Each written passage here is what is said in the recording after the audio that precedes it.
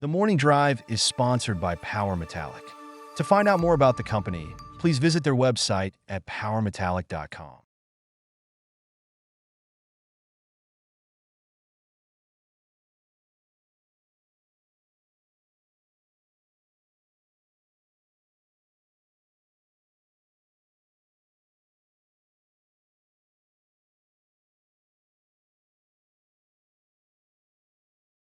Follow the Money Investor Group is a 100% Indigenous-owned company and certified with the Canadian Council for Aboriginal Business.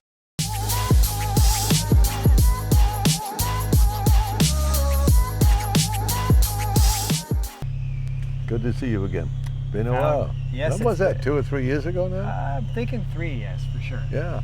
Okay. You haven't aged at all. You got no gray hair yet still. I got a few there, but we keep the hair short. Founder and president CEO of Rackla? Yeah, correct. Okay. So last time, you were saying you got a lot of attention for this poker story that you told me about. That's right. Feel free at any time to tell me a story, because I'm sure you got a whole whack of them. Okay, I'll do that. But we're going to focus on the grad project that you have for Rackla. And I just want to bring attention. I was telling Simon when he jumped in the vehicle, I was watching the content piece that you put out with Quentin Henning on site. And it was a very nice piece of content. Of course, that's a very credible individual to have on your site. Yeah, of course. I mean, he knows these Reduced Intrusive-Related Gold Systems very well. The RIRGS, as I know. And, he's been to Snowline, he'd been to Sitka, he'd been to Banyan, so it was great to have him there. He had some good advice for us. Just keep drilling, right? Which is always good advice, as long as you can afford to pay for it. It was very good to have him there. He had a lot of input. So what are you, what's your focus right now on grad? Drilling. I mean, basically we found this system just late last year. Sort of early July, we went in there. It just came open for staking at that time. Based upon the government geochemistry. We've been working in the Tombstone Gold Belt for 2 or 3 years now. And this ground came open. We took a look at the geochemistry and staked it right away.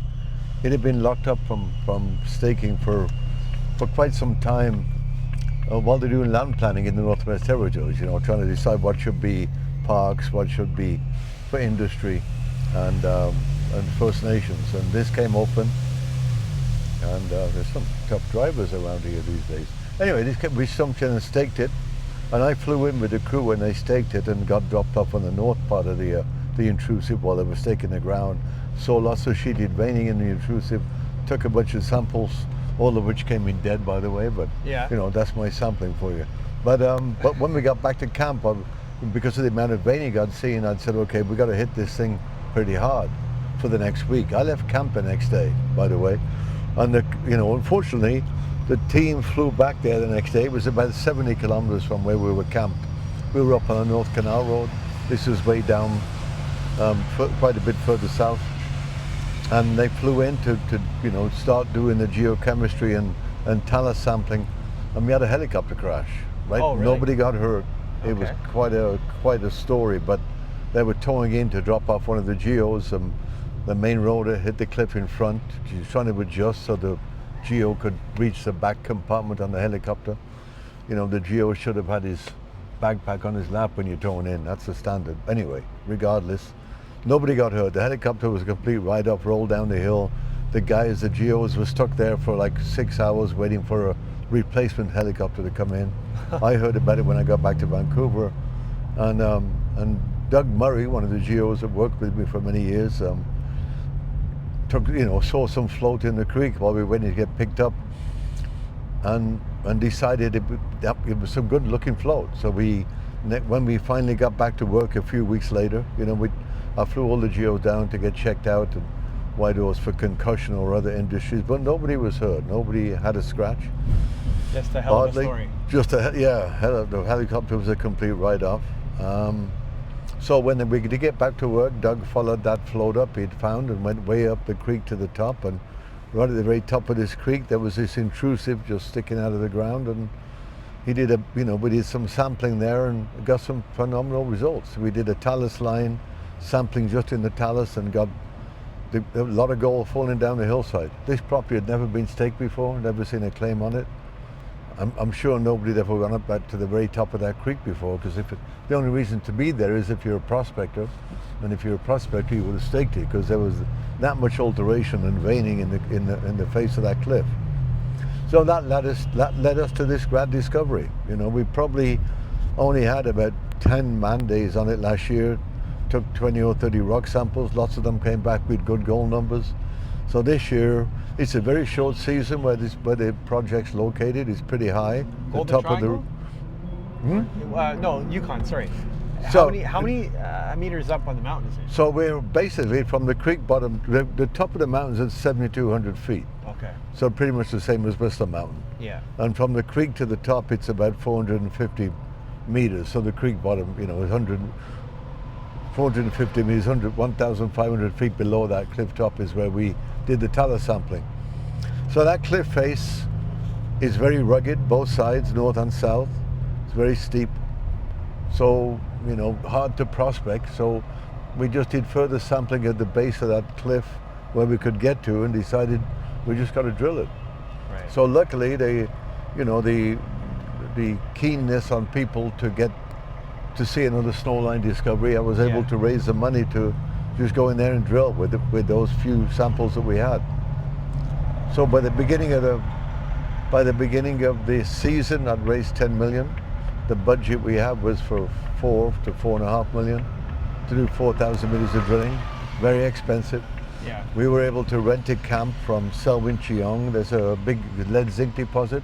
Okay. About 40 kilometers from there, that's right on the Yukon Northwest Territories border. And they had 2 large camps in there. That Howard's Pass deposit was discovered I think in the 70s. Anyway, Selwyn-Cheong owned it. They had 2 camps. We rented a camp from them right on the border so we could get right to work on the property, drill it. Yeah.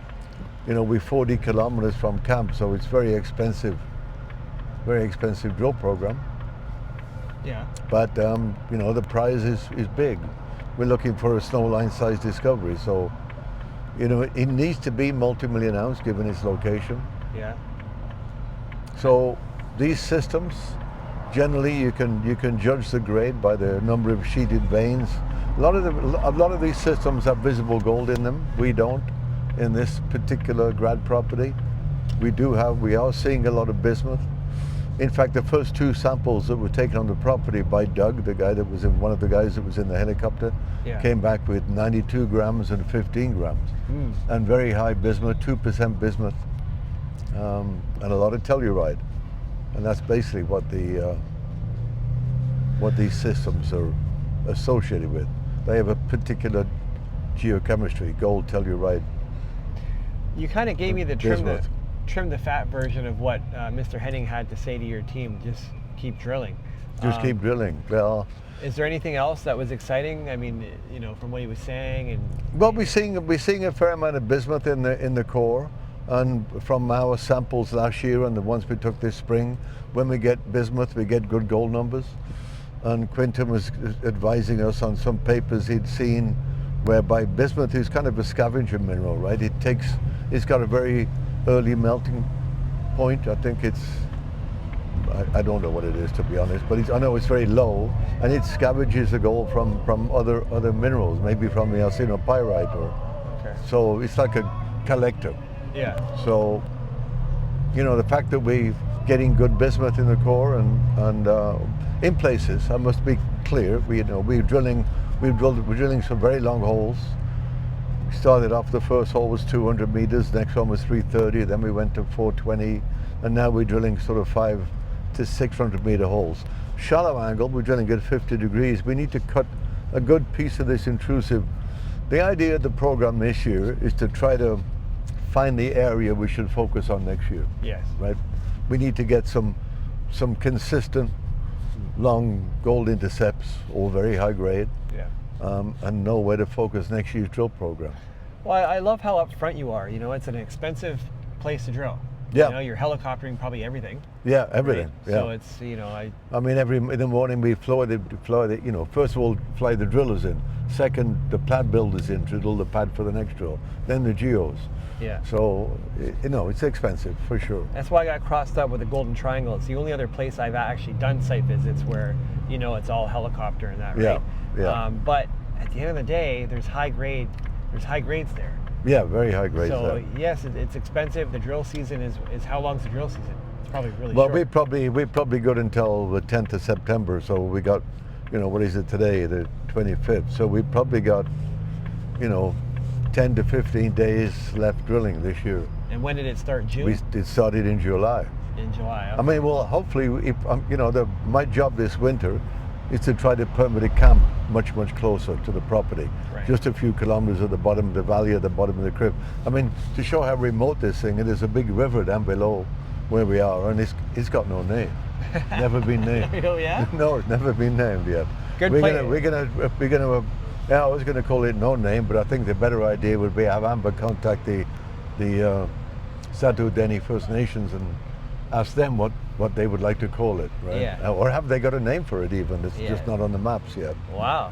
So, and it's a sizable river. I'm quite surprised it's that way. Probably a But silly question, but you see a bunch of bears there? we've seen some grizzly bears, and we haven't had any trouble with them. They've been spotted from the helicopter and they've been around camp within 3 or 4 kilometers of camp, but we've had no trouble. Some beautiful caribou with huge racks. Yeah. Yeah, really nice. And it is quite beautiful country. I mean, it is part of the. Oh, I'll tell you a bit of a story. There was 2 of the guys that have been working on the mountaintop for us, sampling from ropes. They obviously they're climbers, mountaineers. So they contacted Parks Canada to go in and climb within the park itself. You have to get permit to land a helicopter in there.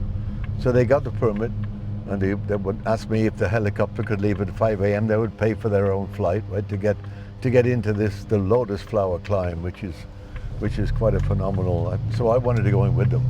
I wanted to see that Did part you of go? the park. Yeah, I jumped in the helicopter at 5 a.m. and flew in with them. But it is so beautiful in there. Amazing, huge glaciers, huge towers. I mean, all these intrusive bodies.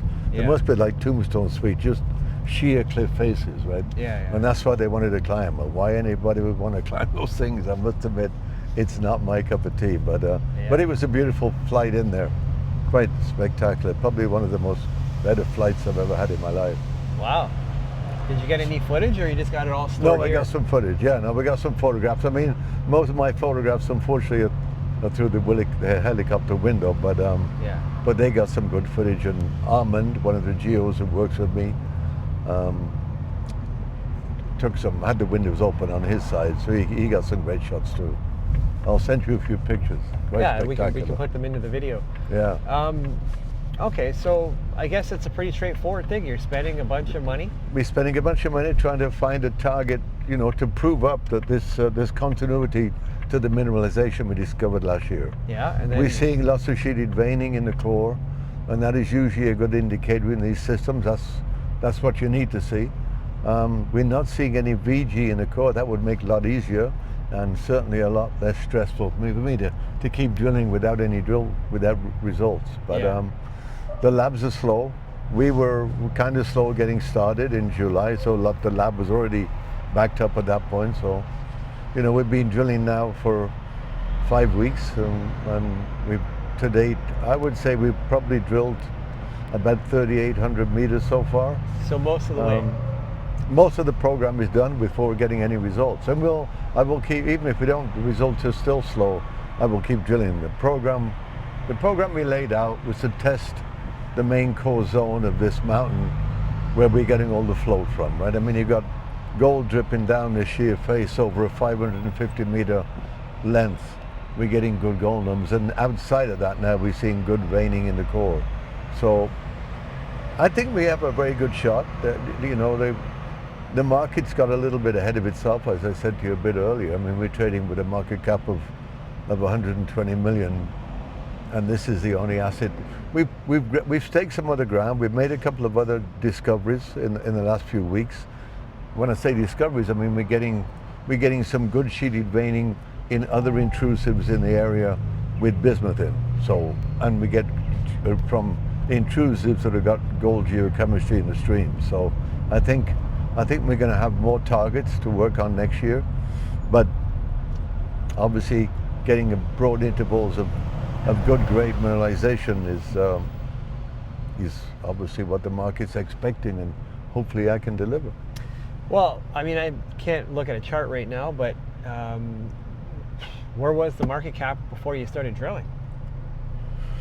Ish. Well, ish. I mean, it was probably 10 million by January this year. I mean, we made this discovery in September, and I began marketing it, but for some reason it didn't. The market didn't catch on until PDAC. I went to PDAC and the same presentation, the same story, showing the same rocks, and suddenly it started catching on then. So I was trying to finance it at 15 cents, so it had climbed up. In January, I had one or two sellers that were very aggressive sellers from last year's flow-through financing. Okay, they knocked it down. They knocked it down to 8 cents. Okay. So you know, from that it built up to 15 cents, and I was financing that, and I was getting no callbacks. I'm going, what's going on? How much did you raise at 15 cents? At 15 cents, I raised. I forgot the actual number, but I think it was like 1.5 million. But there were last year's financing. We issued 28 million warrants at 20 cents. And then after PDAC, the stock got up to 30 cents. So all those warrants started getting exercised. They expired in June the 6th. So I was able to create the liquidity to get all those warrants exercised and still hold the price. So wow, that was good. So yeah, it's trading strong then. So that brought in, 5 million. We had 3 at the beginning of the season, and I raised 2 in the financing. So that took us to 10 million. Yeah, I mean, there's so many exploration companies right now that would just love to have that story. Yeah, obviously people putting in faith in you, and when you're putting out really good content with guys like Quentin Henning. It's going to continue on. It's going to, well, we got to come up with the results, and I'm pretty confident we'll get some great hits. Whether it'll be Snowline style or a different kind of model, maybe higher grade, narrower intervals, which should be fine too. Yeah. I mean, I'm not sure which way it's going to go. We're seeing good veining in the intrusive wherever we drill. The system is pregnant. We've got gold dripping down the hill over a broad interval. We know when we see bismuth, we're getting gold, and we're seeing bismuth, not all the time, not in all drill holes, not all over the drill holes. Certainly all drill holes have had bismuth in them, and sometimes quite a significant amount. But, let's see what the consistency is. Like, all deposits, you need to show that consistency. Yeah. You need to be able to show broad intervals of good grade. So I think we've hashed that out pretty good. Yeah. But you're a man that has a lot of stories and memories, and I just want to ask, what do you got? Well, can you pull if I go back and I was thinking about this when I flew into Whitehorse this spring. Actually, I stayed in the Gold Rush Inn, and right beside the Gold Rush Inn is the T&M bar, which was when I lived in the Yukon. It was a popular bar, but I arrived in the Yukon in 1976, I think, 75, 76. And I went there because as a kid I always wanted to see the Yukon Territory. So I found my way up to the Yukon. I hitched a ride, got to Vancouver, hitched my way up to the Yukon Territory. I don't remember where I was staying when I was in Whitehorse at that time, probably in the youth hostel or camping in Squatters Row. But anyway, I was sitting in the bar in the T&M, and there were 2 guys sitting a few seats down from me, and I heard them say that they were, let me back up a little bit. So now I'm in the Yukon Territory. This is 3 times the size of England, and it's got 2 roads cutting through it. How are you going to get to see it, right? I mean, I got there now, and I'm thinking, oh boy, I didn't really comprehend the size of this territory. Anyway, 2 guys were talking away, and they were going to work the next day at a project called Dublin Gulch, which we'll come back in the story in a second. But anyway, they were a guy short. They said they needed they were talking about who they could get as a 3rd person, or actually a 5th person, to go into this job. They were cutting line. A company called Kantung had just purchased a placer operation that was on a hill that had got gold in it, obviously the placer gold. So they were going in to cut line for Kantung. So I said, I'm looking for work. They said, if you know how to use a chainsaw? I told a bit of a lie and said, yeah, I know how to use a chainsaw. Next 2 days later, I was in Potato Hills, and that's where the mine that just shut down last year. That's when the Victoria Gold Mine? Victoria Gold Mine. No Potato way. Hills. So I found myself in camp in Potato Hills, cutting line for the next month, and I came out of there after a month in camp, cutting line. Actually, I never did learn how to use a chainsaw on that trip. I was just the guy that walked down putting sticks in the bush so people could go in a straight line as I went down, right? Putting 1, 2, 3 in a row. You can keep yourself in a... So I did that for a month. I came out of there with $1,800 in my pocket, and I'd never had that much money before in my life. That was in the 70s, right? That was in the 70s, mid-70s, yeah. So that's probably about 8,000 So that's now. that's how I got started in this. Then for the next few years, that's what I did. I come up into the Yukon in the summertime, worked in the bush, and spent the winters in Mexico laying on beaches and traveling, right? Enjoying Latin America. Well, another good interview with Simon Ridgway, and a man of many stories. And a good ride. Thank you for that. Absolutely, yeah. Everybody that I talk to in the mining industry has a lot of respect for you, sir, and obviously investors put a lot of faith in what you're doing, and we wish you nothing but the best with the results that come out. We'll be following along. Okay. We're gonna do an X space. I don't know if you've ever done one before, but we're gonna do one as time moves on. Okay, no, that'd be good. Yeah, maybe when you got some results, we'll see. But yeah, 120 million market cap. That's I know people love the Snowline story. Yeah. And other companies around there. So you've got a lot of potential. We got a lot of potential for sure. The project has got potential. Let's hope we can deliver. All right. Thank you. Simon.